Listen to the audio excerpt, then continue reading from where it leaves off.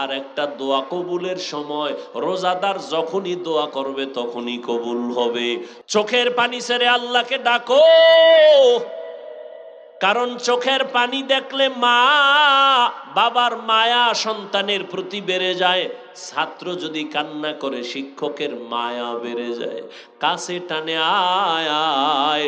আল্লাহ বলেন, বান্দা ওই তোর মা বাবার থেকে আমি আল্লাহর মায়া কি অনেক কম?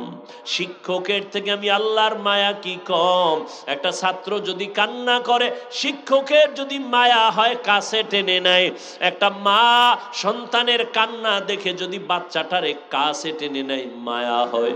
তুই যদি 2 ফোঁটা চোখের পানি ছেড়ে একবার আল্লাহ বলে ডাক দে, আমি আল্লাহর ছেলে নাই মেয়ে নাই, আমি বড় আদর করে তোরে বানাইছি, ও বান্দা তুই জবানটা দিয়ে যখন আল্লাহ বলে ডাক দিবি, আমি আল্লাহর কুদরতি অন্তরে তুফান মায়া রহমতের ঢেউ, আমি আল্লাহ রহমতের দরজা খুলে দেই আর বলি, বান্দা তুই যা দরকার চা, আমি এখন তোর জন্য সব বরাদ্দ দিয়ে দিব। এই জমিনে আল্লাহর কাছে বড় রাত্রে কান্না ছাড়া কেউ কিছু পায় নাই। যত নবী যত সাহাবায়ে কেরাম ওই রাতের কান্নার আওয়াজ, যত আল্লাহর খাঁটি গোলাম সবাই ভোর রাতে কান্নার আওয়াজ দিয়েছেন। আর একটা দোয়া কবুলের সময় রোজাদার যখনই দোয়া করবে তখনই কবুল হবে।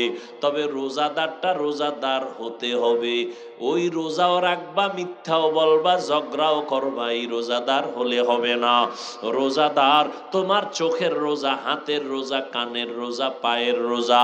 অর্থাৎ রোজা মানি গুনাহ থেকে বেঁচে থাকো, পানাহার থেকে বেঁচে থাকো, আর রোজার দ্বারা তাকওয়া অর্জন করো।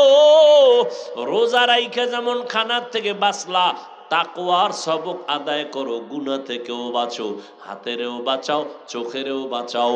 এইভাবে করিয়া তুমি যদি দোয়া করো সাথে সাথে কবুল। তবে এর মধ্যে আর একটা স্পেশাল সময় আছে, ইফতারি সামনে নিয়ে মাওলারে দোয়া করো, মাওলার কাছে বলো। ইফতারি সামনে নিয়ে দোয়া করবা, কসম আল্লাহর জায়গায় কবুল।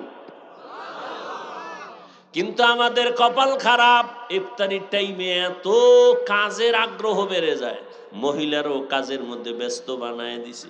আবার নিজে যা একটু সহযোগিতা করবে তাও করে না, খালি ভুল ধরে। বেসন কম হইছে কেন পেঁয়াজুর মধ্যে, এইবার শরবতে চিনি কম কেন, এই কেন কেন করতে করতে আজানি টের পায় নাই। আর মসজিদ টসজিদে যদি ইফতারি করে, হ্যাঁ তো আর এক বাজার,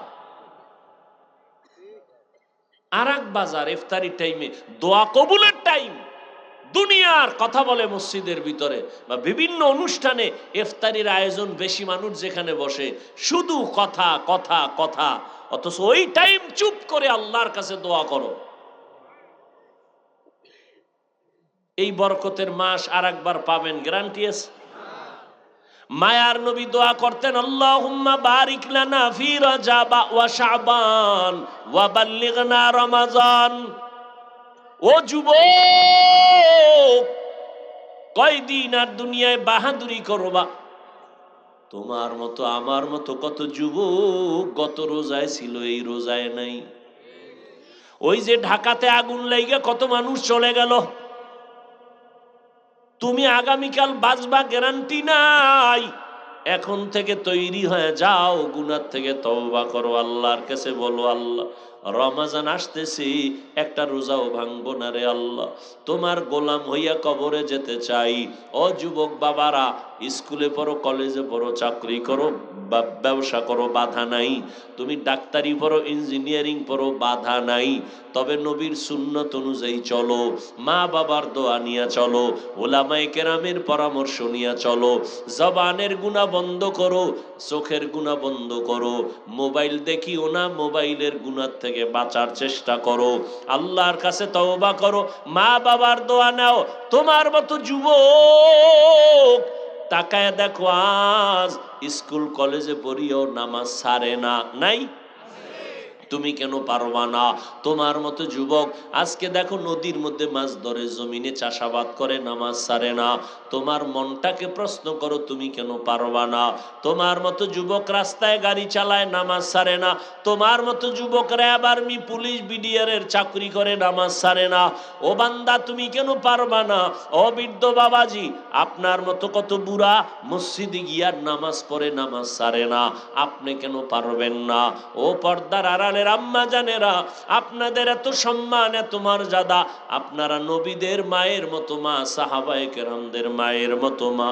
এ জমিনে যত ভালো ভালো সন্তান আসছে, মা আপনাদের অবদান দোয়ার কারণে। অতএব আপনার মতো কত মা এই জমিনে এখনো আছে, পাঁচ বেলার নামাজ পড়ে, স্বামীর মাল হেফাজত করে, সন্তানগুলো আদর্শ সন্তান বানাবার চেষ্টা করে। আপনার সন্তানকে ডাক্তার বানাবেন, বাধা নাই, ইঞ্জিনিয়ার বানাবেন, বাধা নাই, তবে আপনার সন্তান যেন নবীর আদর্শ থেকে দূরে না যায়। আল্লাহর কোরআনটা পড়াইয়া নবীর আদর্শের ডাক্তার বানায় যাবেন, আপনার জীবন ধন্য। ওই সন্তান আপনার জন্য কোরআন পড়ে দোয়া করবে। এখন থেকে তৈরি হয়ে যান, আল্লাহর কাছে তওবা করেন। ও যুবক বাবারা, মা বাবার দোয়া নিয়ে সামনে আগাও। মা বাবার দোয়া ছাড়া কোনোদিন সফলতা অর্জন করতে পারবা না।